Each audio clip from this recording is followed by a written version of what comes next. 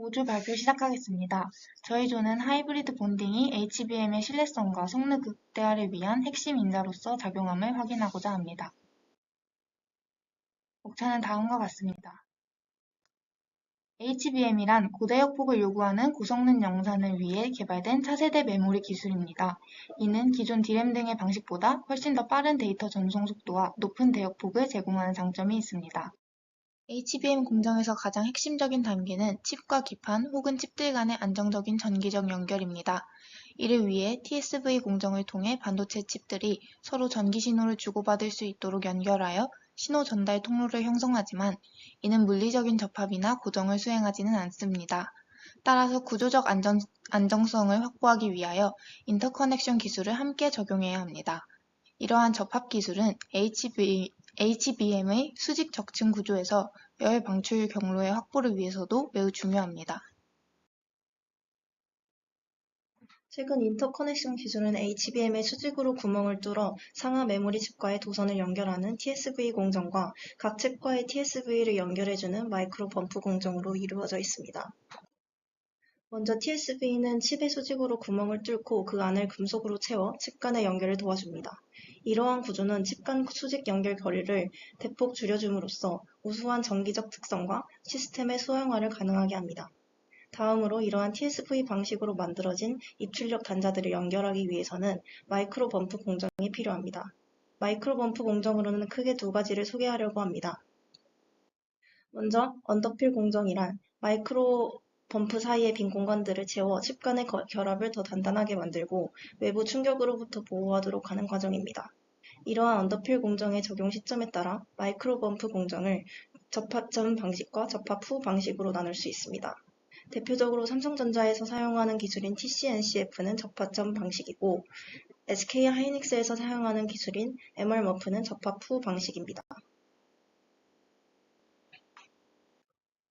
다음은 하이브리드 본딩의 필요성입니다.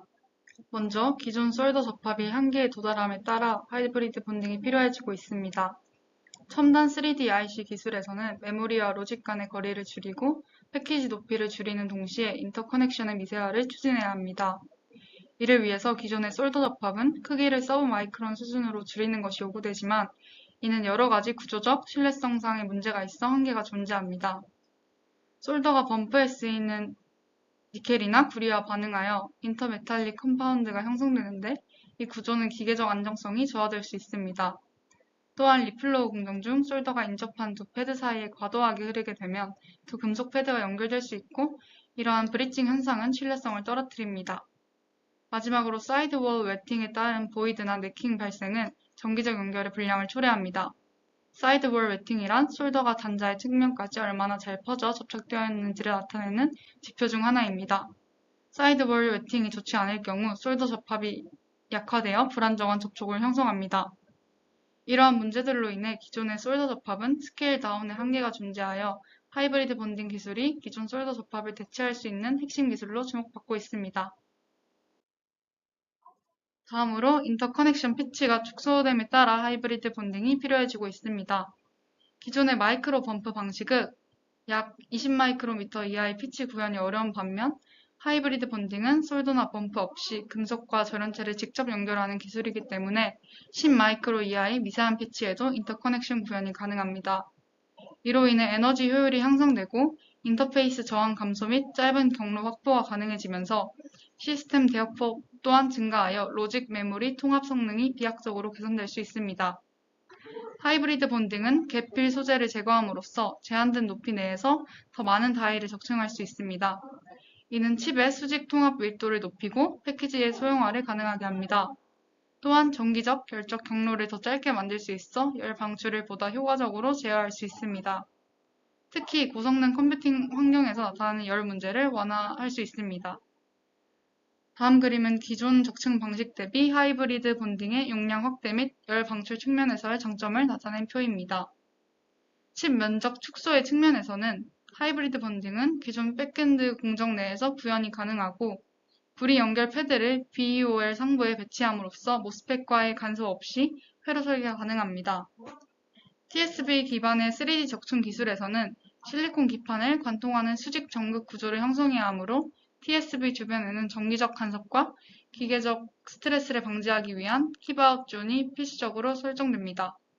이로 인해 기존의 패키징 방법은 모스펫과 같은 회로 소자를 TSV 근처에 배치할 수 없기 때문에 회로 배치의 제약과 함께 전체 칩 면적의 효율성이 떨어집니다.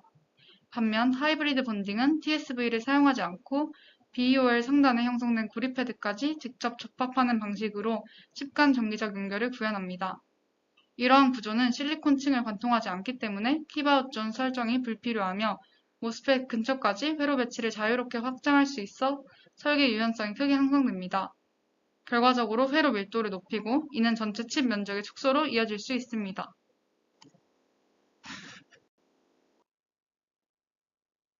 다음으로 칩과 웨이퍼의 하이브리드 접합 기술에 대해 설명하겠습니다. 먼저 하이브리드 본딩은 범프의 이용 없이 금속과 금속의 접합, 그리고 절연체와 절연체 간의 접합을 동시에 구현하는 기술입니다. 웨이퍼 투 웨이퍼 접합 기술과 다이 투 다이 접합 기술 또한 존재하지만 4세대 HBM 기술의 유력한 접근법은 개별 다이를 웨이퍼에 접합하는 다이 투 웨이퍼 접합 기술입니다. 먼저 CMP 공정을 통해 유전체와 금속 부분을 평탄화한 다이 표면을 준비합니다. 구리가 유전체보다 연마 저항이 낮기 때문에 연마 과정 중 구리가 상대적으로 더 많이 제거되어 표면이 오목하게 파이는 디싱 현상이 나타납니다. 구리 본딩을 하기 전 먼저 실온에서 절연체 간의 접합이 이루어집니다. 반데라발스 인력에 의해 SiO2 간의 수소 결합이 형성되며 절연체끼리의 접합이 완성됩니다. 절연체 간 접합은 완성되었으나 이는 결합력이 약한 수소 결합의 상태이므로 더 강한 결합을 만들기 위해 저온 열 처리 과정을 진행합니다. 다음으로 본격적으로 CU 결합을 위해 고온 열 처리 과정을 필요합니다. 이때 구리가 팽창하면서 디싱으로 인한 빈틈을 채우고 상단의 구리와 하단의 구리가 접촉하게 됩니다. 구리의 접촉이 이루어지면 금속의 그레인 바운더리를 따라 확산이 일어나고 결과적으로 금속 결합을 형성하게 됩니다. 이때 구리 접합 단계에서 어떤 구리를 사용하느냐가 하이브리드 본딩을 실제 HBM에 적용하는 데 있어서 중요하게 작용합니다. 앞선 페이지에서 하이브리드 본딩 과정에서 그레인 바운더리를 통해 구리의 확산이 일어난다고 말씀드렸는데 이후 어닐링 과정에서 해당 그레인들의 성장이 일어나고 이를 통해 구리 접합이 형성됩니다. 이때 접합에 사용되는 구리는 크게 컬스 그레인, 나노 트윈, 파인 그레인 세 가지로 나눌 수 있습니다. 컬스 그레인이란 결정의 크기가 수십에서 수백 마이크로 정도로 크고 그레인 바운더리가 적은 구조를 의미합니다. 그레인 바운더리에서는 전자의 산란이 발생하기 때문에 해당 커퍼의 전기 전도도 측면에서 기타 커퍼보다 유리한 점이 있습니다. 하지만 이러한 특징은 하이브리드 본딩 접합 과정에서 불리하게 작용합니다. 그레인 바운더리는 원자 확산의 경로를 제공하는 역할을 한다고 말씀드렸는데 그림에서 볼 수 있듯이 해당 커퍼는 결정립의 크기가 커서 결합 형성에 상대적으로 높은 온도와 오랜 시간이 걸리게 됩니다. 이러한 문제를 해결하기 위해 나노트윈 커퍼와 파인그레인 커퍼가 제시되었습니다. 이 중 나노트윈 커퍼의 경우 대부분의 커퍼가 111 방향으로 배열된다는 특징 덕에 컬스 그레인보다 CU2CU 본딩에 적합합니다. 해당 그림은 나노트윈 커퍼를 연지 위 방향에서 바라봤을 때의 표면 배열도입니다. 그림에서 볼 수 있듯이 111 방향으로 배열된 영역이 대부분입니다. 해당 논문에서는 나노트윈 커퍼 증착 시 약 97%가 해당 방향으로 배열된다고 제시하였습니다. 이러한 방향의 표면은 기타 방향보다 확산 속도가 10의 3승부터 10의 4승 정도로 빠르기 때문에 빠른 접합에 유리합니다. 이러한 나노트윈 구조는 펄스드 일렉트로플레이팅을 통해 만들 수 있습니다. 일반적인 구조의 구리의 경우 나노트윈 커퍼보다 안정적이기 때문에 별도의 공정을 통해야만 제작할 수 있습니다. 펄스드 일렉트로플레이팅의 기본 개념은 높은 응력 하의 커퍼가 낮은 응력 하의 나노트윈 커퍼보다 에너지 준위가 높다는 점에서 출발합니다. 높은 응력의 기존 커퍼가 응력이 완화되는 과정에서 낮은 응력 상태의 나노트윈 커퍼로 변형됩니다. 따라서 이러한 응력을 가하고 완화하는 과정을 반복하기 위해서 펄스드 일렉트로플레이팅 공정이 사용됩니다. 나노트윈 커퍼의 제조법은 다양하지만 그중 하나에 대해서 말씀드리겠습니다. 먼저 SI 기판 위에서 커퍼의 스파이크를 막기 위해서 티타늄 기반의 버퍼 레이어를 증착합니다. 이후 111 우선 배양의 커퍼 시드 레이어를 증착하고 PPT에 제시된 정보를 기반으로 펄스드 일렉트로플레이팅이 진행됩니다. 다음은 일렉트로플레이팅에서 교반 속도에 따른 배양 피크를 정리한 그래프입니다. 교반 속도 증가에 따라 피크가 증가하며 약 500에서 600rpm 부근에서 가장 급격한 상승이 관측됩니다. 다음은 일렉트로플레이팅에서 전류 밀도는 다음과 같습니다. 50에서 60mA/cm에서 피크가 가장 높았습니다. 따라서 해당 논문에서는 600rpm, 50mA/cm에서 증착을 진행하였습니다. 그 결과 7마이크로미터의 111 배양의 커퍼 레이어를 얻어낼 수 있었습니다. 마지막으로 파인 그레인 커퍼에 대해서 말씀드리겠습니다. 파인 그레인 커퍼는 말 그대로 그레인 사이즈를 미세하게 제어해 형성한 구리 방막입니다. 일반적인 콜스 그레인 구조보다 훨씬 더 많은 그레인 바운더리를 가지고 있다는 점이 가장 큰 특징입니다. 이러한 미세 조직은 구리 원자의 확산 경로를 크게 증가시켜 커퍼 투 커퍼 본딩 시 확산 기반 결합을 보다 활발하게 만들어줍니다. 그 결과 200도 이하의 저온 환경에서도 효과적인 본딩이 가능해지게 됩니다. 특히 파인 그레인 커퍼는 하이 앵글 그레인 바운더리의 비율이 높기 때문에 본딩 계면에서의 초기 확산이 더 활발하게 일어나고 그로 인해 더 빠른 그레인 그로스가 유도됩니다. 이러한 점에서 파인 그레인 커퍼는 하이브리드 본딩에 가장 최적화된 차세대 구조로 평가받고 있습니다. 다음으로는 파인 그레인 커퍼를 구현할 수 있는 방법들에 대해 소개해 드리겠습니다. 먼저 파인 그레인 커퍼는 보통 일렉트로플레이팅 방식으로 구현되며 이를 위해서는 전기 도금의 조성, 전류 밀도, 도금 방식, 그리고 교반 조건 등 다양한 공정 변수들을 정밀하게 제어해야 합니다. 먼저 첨가제 조절을 통해 파인 그레인 커퍼를 형성할 수 있습니다. 일렉트로플레이팅에 사용되는 주요 첨가제로는 SPS, PEG, JGB가 있습니다. SPS는 액셀러레이터로 작용하여 구리 석출 속도를 증가시키는 역할을 하고 PEG는 서프레서 역할을 하며 구리 석출 반응을 억제해 방막의 균일성을 향상시킵니다. JGB는 레벨러로 도금 과정에서 과전압을 증가시키고 국소적인 커퍼 석출을 억제해 표면 평탄화를 유도합니다. 이 세 가지 첨가제를 적절히 조합해 각각의 상반된 작용을 통해 전체 방막의 두께 균일성과 구조 정밀도를 동시에 향상시킬 수 있습니다. 오른쪽 그림은 SPS와 PEG의 농도를 각각 9ppm과 600ppm으로 설정한 조건이 최적 조건임을 보여줍니다. 이때 약 10나노 크기의 미세한 결정립이 형성되었고 광택 있는 미러라이크 구조가 구현되어 가장 이상적인 조건으로 평가되었습니다. 다음은 전류 밀도와 펄스 도금에 관한 내용입니다.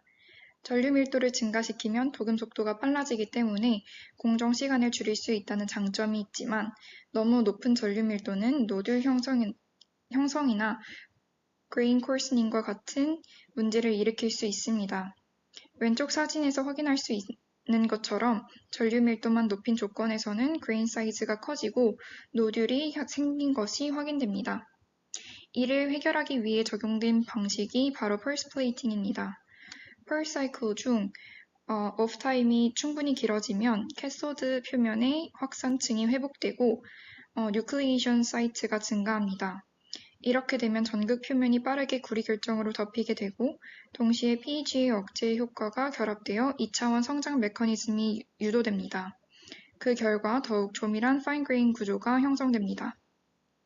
오른쪽 그림을 보시면 듀티 레이시오를 0.8에서 0.4까지 낮추며 실험한 결과가 나와 있는데 듀티 레이시오가 0.4일 때 가장 광택 있는 미러-라이크한 방막이 관찰되었습니다. 이로 인해 펄스 플레이팅 방식이 DC 방식에 비해 훨씬 더 조밀하고 균일한 표면을 만들어낼 수 있다는 것을 알 수 있습니다. 마지막으로 교반 속도도 매우 중요한 변수입니다.